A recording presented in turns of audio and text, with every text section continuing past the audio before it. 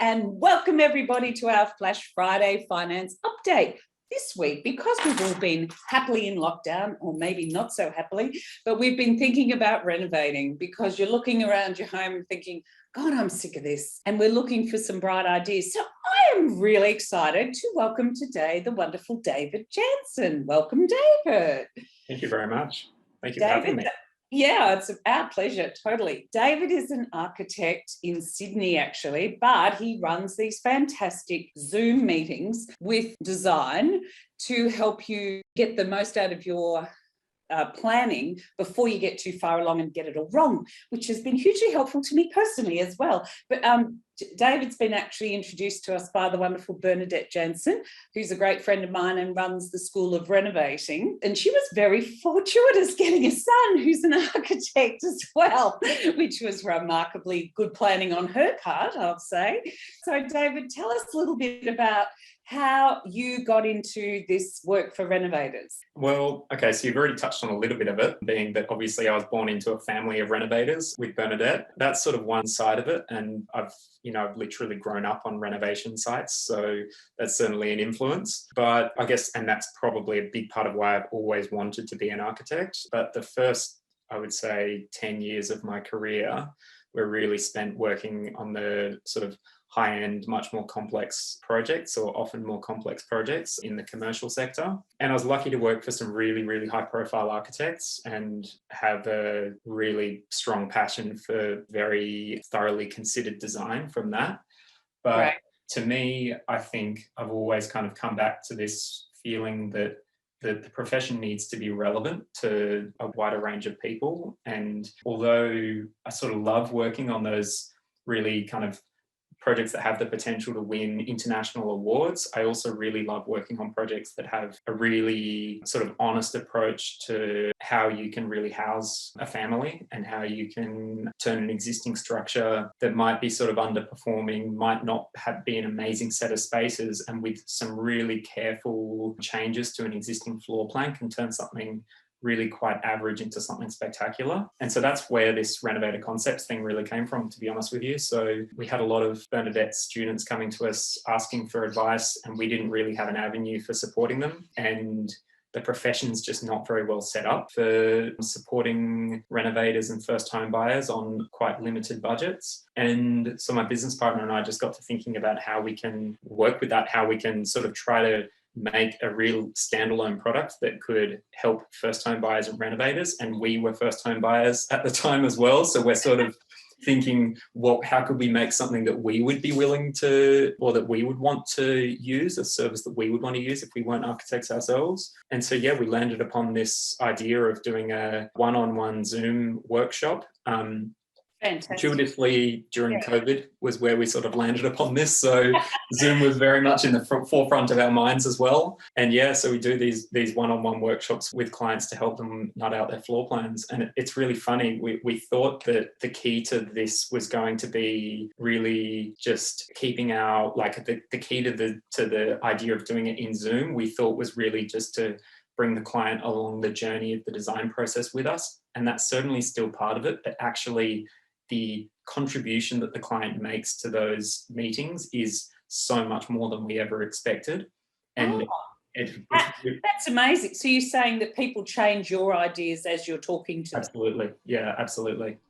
Because often architects work alone, don't they? They might get the brief, go off design, come back and say, here it is. Exactly. And it's funny, there are two things about that don't really work very well. One, clients, especially renovators, I think really want to have quite a bit of buy into the design. Like they want to really, they have ideas, creative ideas for the space, and they really want to deliver on those ideas, and which I think are often almost always really valid ideas because they understand the space quite well. They just don't really know how to bring it all together into one vision and to get the sort of technical compliance things to work.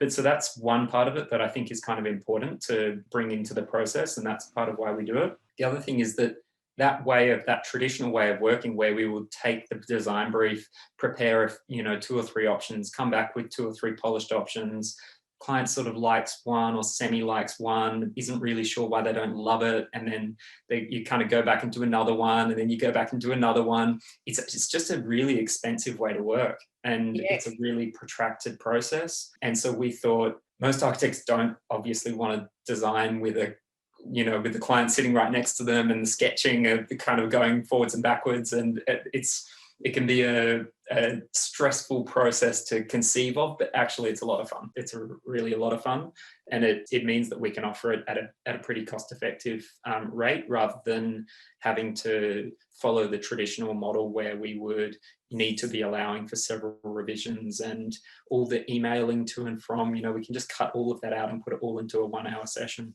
Yeah, it's brilliant. I've got to say, because I've used it myself a couple of times now,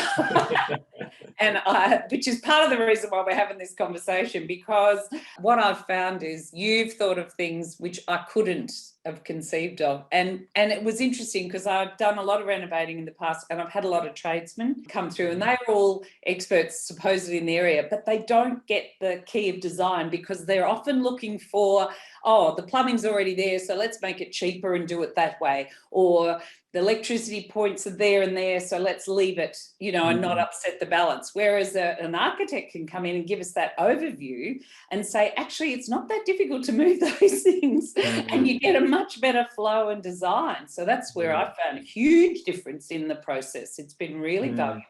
So I wanted to ask you a few things about the pressure on availability of stock, because one of the things with a lot of the China issue and transport with COVID and ships and planes being limited, in transporting a lot of stuff that we get from China for our renovating and building. And there's huge demand at the moment because people aren't traveling, so everyone seems to be doing this, renovating or building. Or how are you finding people getting supplies for things like new bathrooms, new kitchens at the moment? Yeah, we definitely get murmurs of people not being able to find things that they've wanted in, a particular tile or a particular fitting. We haven't found, so far, we haven't found that it's been totally catastrophic, in terms of there are so many options out there for selections for tiles or selections for particular fittings that we haven't found it to be an issue. There have been a few substitutions here and there, but we usually have a few things in mind that we would sort of consider to be our top choices in any case. It's not usually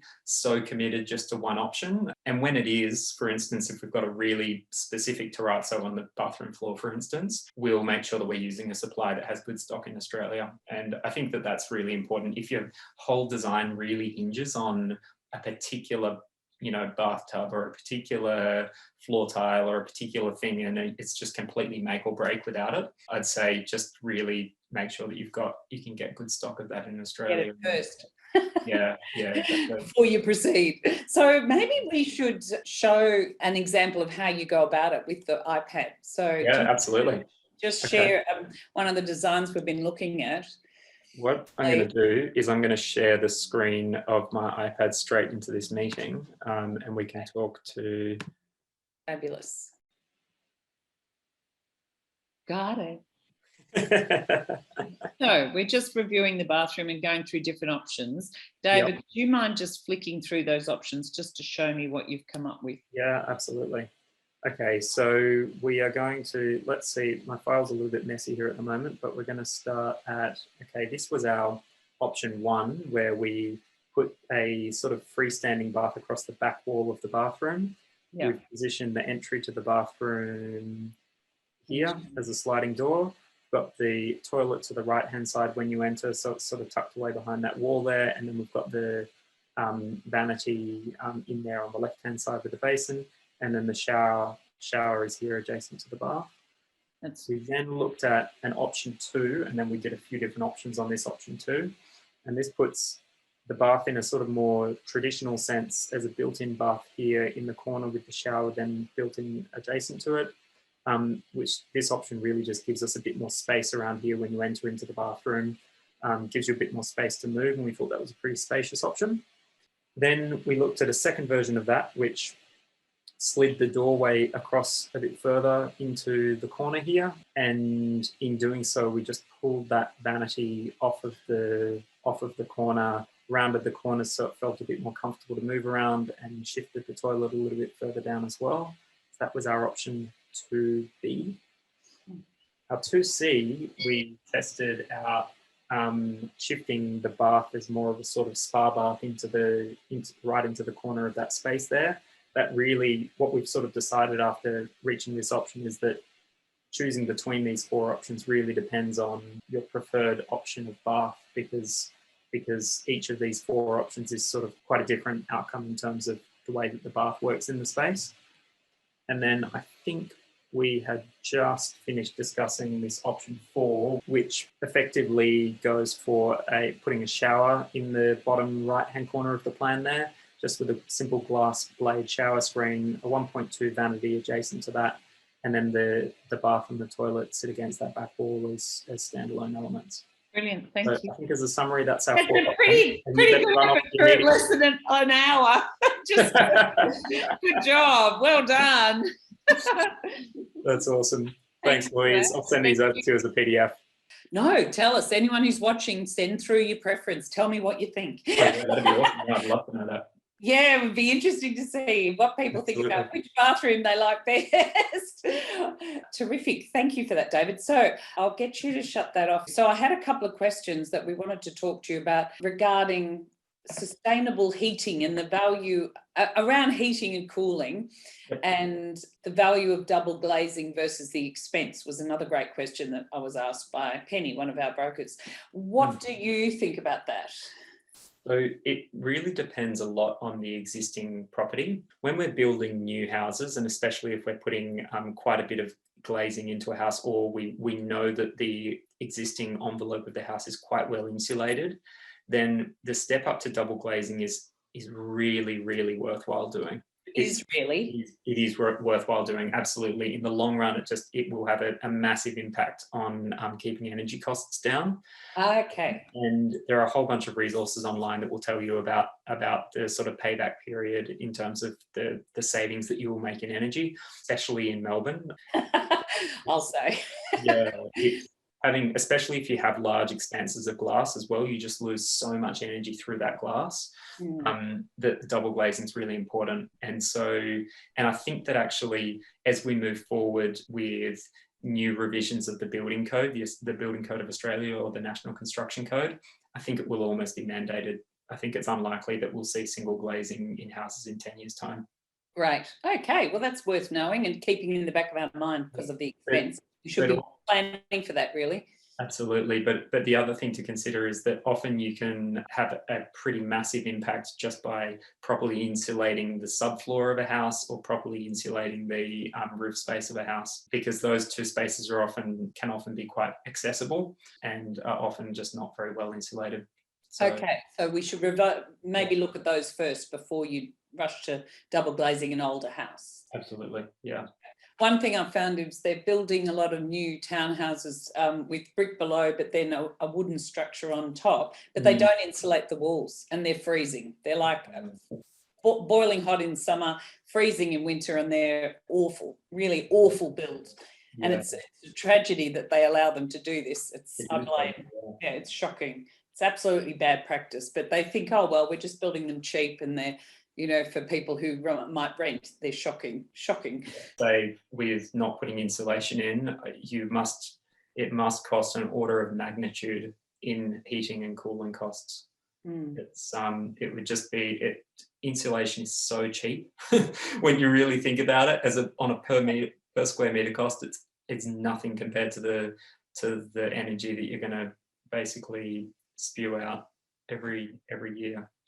Yeah, so you cheap and nasty developers out there, beware. Hopefully one day they change the code to insist that they insulate the walls for these places. One good question Penny asked was, do you need a large house? Is it better, or is it better to have a smart, practical and smaller option in a house? I think that, my take is always that I much prefer to work with really small spaces, because I think that they just present such interesting design challenges and opportunities. Right. And personally, I really enjoy living in small spaces, but I know that's not necessarily for everyone. And I don't have a massive family, so I think that when you do have the needs for a bigger space, there's obviously there's a time and a place for that. I think increasingly the sentiment's changing about having really massive houses. I think a lot of people really do want to live in a slightly more minimalist way, and so that does often mean sort of more compact houses and just really thoughtfully designed spaces. But I think that one of the really critical things about that is having really good storage, because when you live in a small space, it has to be really well designed. You otherwise it feels small and it feels like it can't do everything that you want it to do as a space. And I think that poor design in a small space is just catastrophic to your quality of living, I think. Totally right, absolutely. And storage at a premium. I'm just clearing out lots of stuff, trying to make. That's one thing about COVID. Every time they cause the lockdown, I clean another cupboard. But anyway, so Yeah, exactly the same. I'm almost getting to the end. Please, so please let's finish these lockdowns. But anyway, or else I'll have nothing left to clean. Anyway, so David, where can people contact you?